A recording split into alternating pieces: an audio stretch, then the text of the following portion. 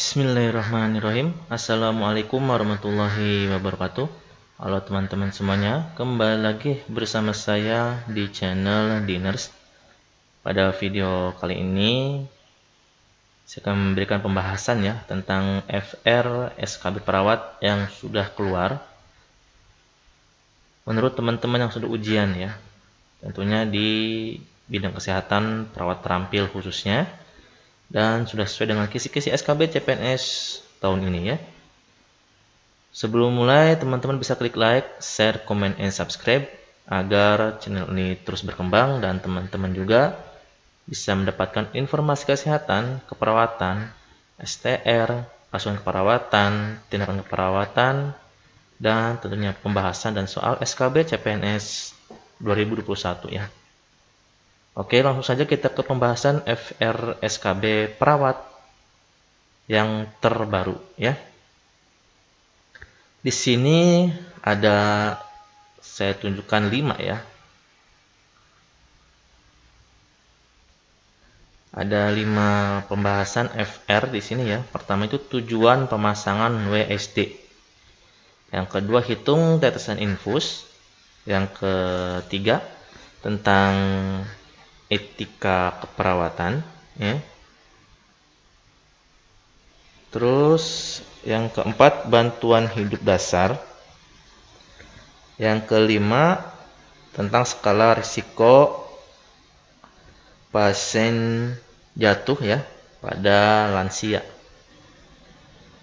Oke, langsung saja kita bahas tentang tujuan pemasangan WSD ya. Nah, apa sih WSD itu ya? Jadi WSD itu adalah suatu prosedur untuk mengeluarkan cairan atau udara dari dalam rongga pleura dengan menggunakan selang kecil berdiameter 14-18 dengan air sebagai katup pembatas ya.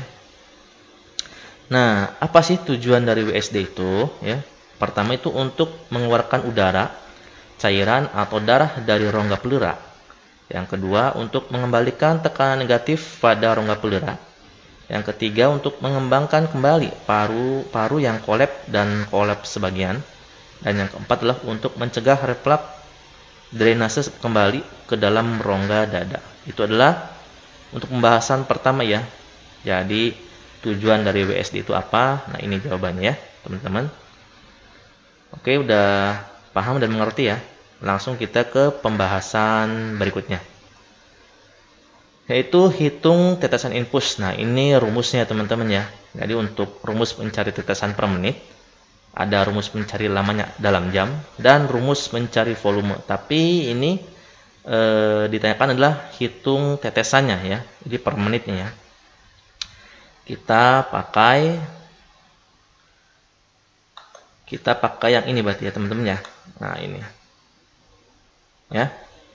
Jadi jumlah cairan yang dibutuhkan,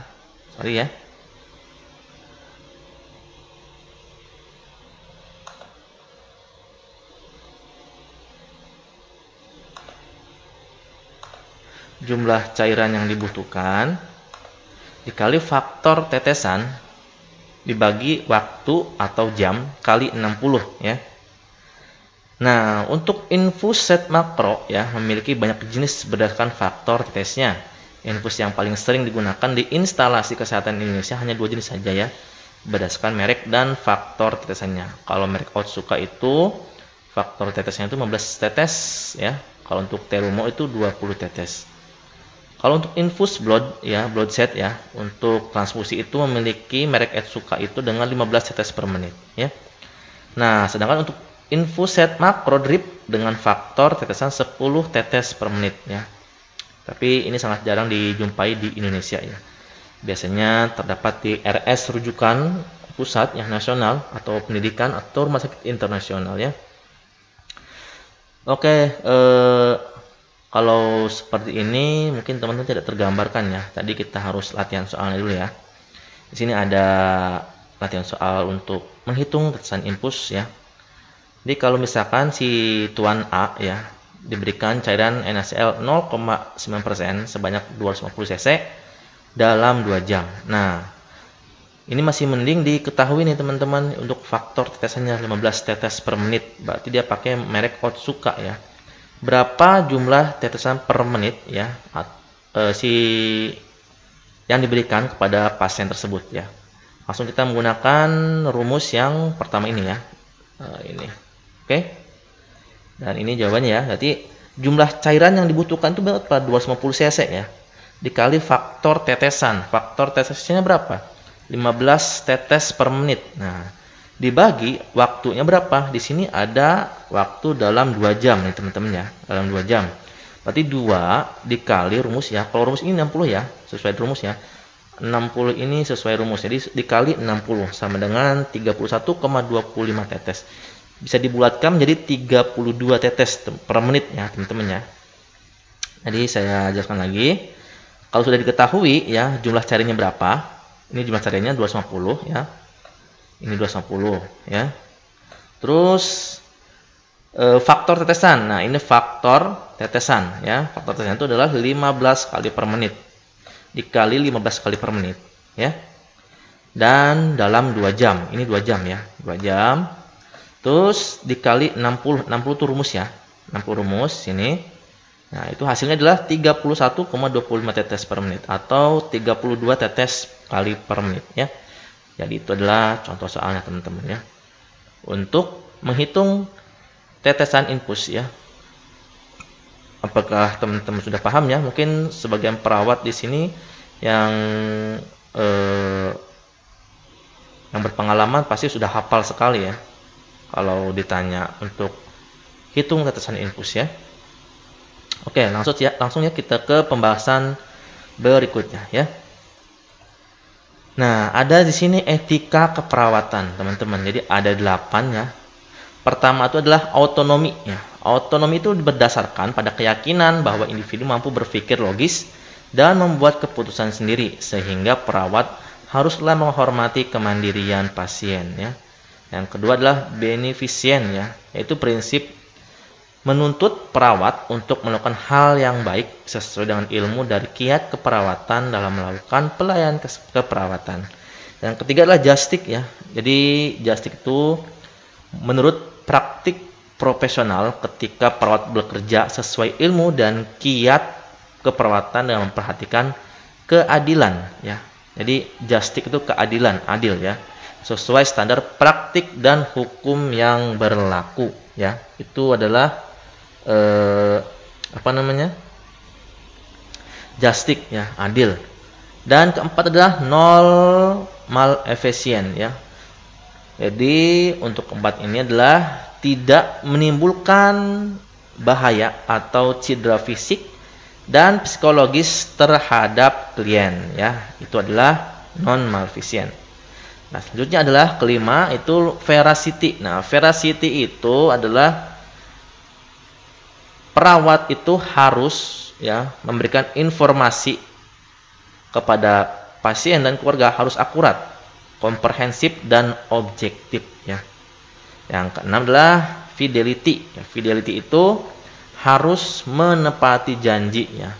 Jadi menerapkan sesuai dengan profesi dan melakukan pelayanan keperawatan harus menepati janjinya ya. Yang ketujuh itu adalah confidentiality ya. Jadi kerahasiaan berkaitan dengan informasi klien harus dijaga kecuali dalam keperluan pengobatan, upaya peningkatan kesehatan atau permintaan pengadilan. Jadi confidentiality itu adalah menjaga rahasia ya, menjaga privasi klien ya. Dan yang terakhir adalah kedelapan accountability ya. Jadi akuntabel ya, akuntabilitas. Standar yang pasti bahwa tindakan seorang profesional dapat dinilai dalam berbagai kondisi tanpa kecuali. Dan pertanyaannya biasanya adalah soal cerita teman-teman ya. Misalkan pasien, kalau untuk masalah nih kita kasih contoh soal ya.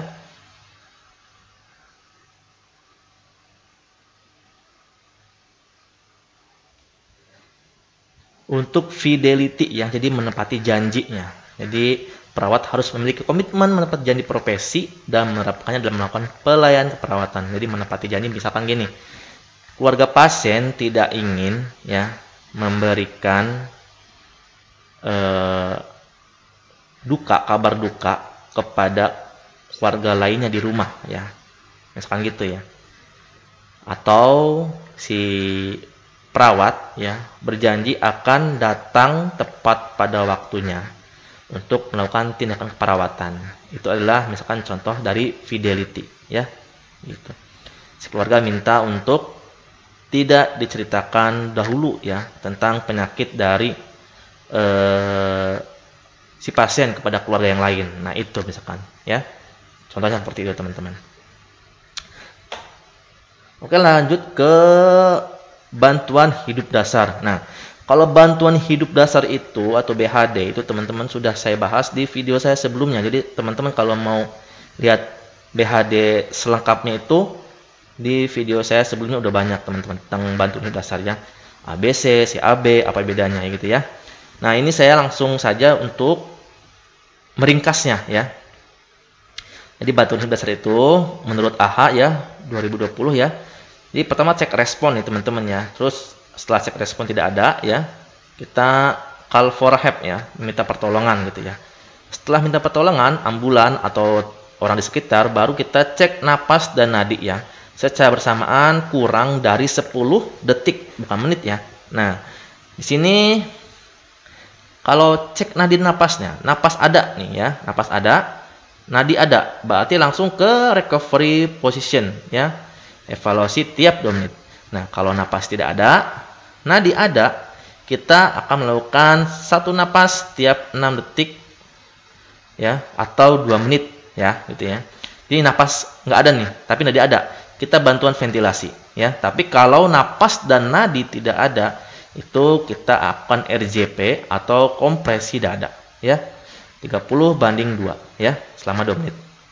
Itu adalah sirkulasi dari bantuan hidup dasar menurut AHA ya tahun 2020 ya teman-teman ya.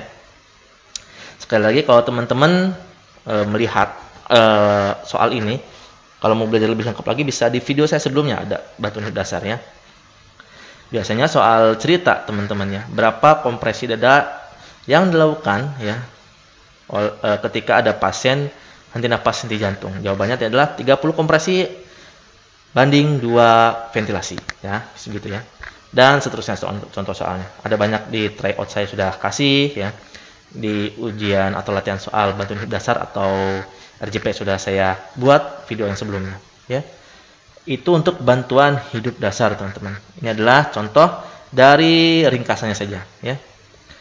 Oke, langsung aja kita ke resiko jatuh, yaitu pembahasan terakhir dari video kali ini ya. Jadi teman-teman, untuk resiko jatuh itu ya untuk lansia dan dewasa sebenarnya ada yang bilang Hendrik-Val risk mode ya, dan ada skala Morse. Nah, kalau saya biasanya menggunakan skala Morse nih teman-teman. Tapi tidak tahu nih teman-teman yang mungkin yang sudah rumah sakit internasional atau rujukan nasional menggunakan Hendrik-Val risk model. Kalau di rumah sakit saya itu masih menggunakan standar Morse teman-teman, yang lebih familiar lah ya. Jadi teman-teman di sini bisa pilih saja. Kalau pertanyaannya adalah tidak ada Morse, berarti jawabannya adalah Hendrik-Val risk ya. Kalau tidak ada Hendrik-Val risk, jadi jawabannya adalah skala Morse untuk resiko jatuh pasien dewasa atau pasien lansia. Mungkin teman-teman di sini belum pernah melihat skala Morse ya. Ini sudah saya sajikan di sini ya. Jadi nilai total itu lebih dari 51 teman-teman di sini ya. Saya bacakan dulu ya. Jadi riwayat jatuh, apakah lansia pernah jatuh dalam 3 bulan terakhir? Skalanya kalau tidak 0, kalau iya itu 25.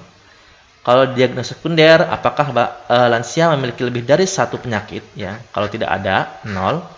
Kalau ada, misalkan DM per dan hipertensi itu 15. Apakah alat bantu jalan menggunakan bed rest atau menggunakan kruk, tongkat, walker atau berpegangan pada benda-benda di sekitar? Ini adalah skala nilainya, skornya 0, 15, 30 ya. Terus terapi intravena, apakah saat ini lansia terpasang infus?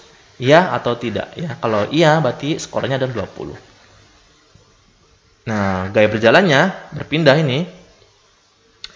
Normal atau bed rest atau immobile, tidak dapat bergerak sendiri, itu 0. Lemah atau tidak bertenaga, itu 10. Gangguan atau tidak normal atau pincang atau diseret, itu 20, teman-teman ya. Untuk status mental, lansia menyadari kondisi dirinya, itu 0 ya. Berarti sadar. Kalau lansia mengalami keterbatasan daya ingat, itu adalah 15 skornya. Totalnya berapa nilainya ya? Di sini ada keterangannya. Pemeriksanya kita perawat atau dokter atau lain sebagainya ya. Pastinya kalau banyak sih perawat ya teman-teman ya. Untuk skala Morse ya. Ini adalah nilainya. Tidak beresiko itu 0 sampai 24 nih skornya teman-teman ya. Jadi perawatan dasar. Untuk resiko rendah itu normal bukan normal. Skornya itu 25 sampai 50. Tindakannya adalah pelaksanaan intervensi pencegahan jatuh standar. Untuk resiko tinggi itu lebih dari 51 skornya teman-teman ya. Jadi pelaksanaan intervensi pencegahan jatuh resiko tinggi. Teman-teman ada yang tahu warna resiko cedera? Ya. Ya, warna kuning ya teman-teman ya. Kalau teman-teman di soal ada warna ya, resiko jatuh ya, itu adalah warna kuning teman-teman ya. Resiko jatuh teman-teman. Mungkin teman-teman ada informasi lain tentang warna ya. Ada warna merah, ya, kuning, merah itu untuk alergi ya. Biru, pink itu untuk perempuan jenis kelaminnya ya. Kalau laki-laki itu biru ya. Kalau abu-abu ada yang tahu? Lah itu pokoknya ya warna ya. Jadi teman-teman bisa dihafalkan untuk pembahasan FR dari 5 poin ini. Saya harap teman-teman bisa memahaminya. Semoga informasi ini bermanfaat buat teman-teman yang belum SKB tentunya ya. Dan saya berdoa semoga lulus ya. Terima kasih untuk teman-teman untuk menonton video kali ini. Jangan lupa klik like, share, komen, and subscribe di Nurse. Terima kasih. Assalamualaikum warahmatullahi wabarakatuh.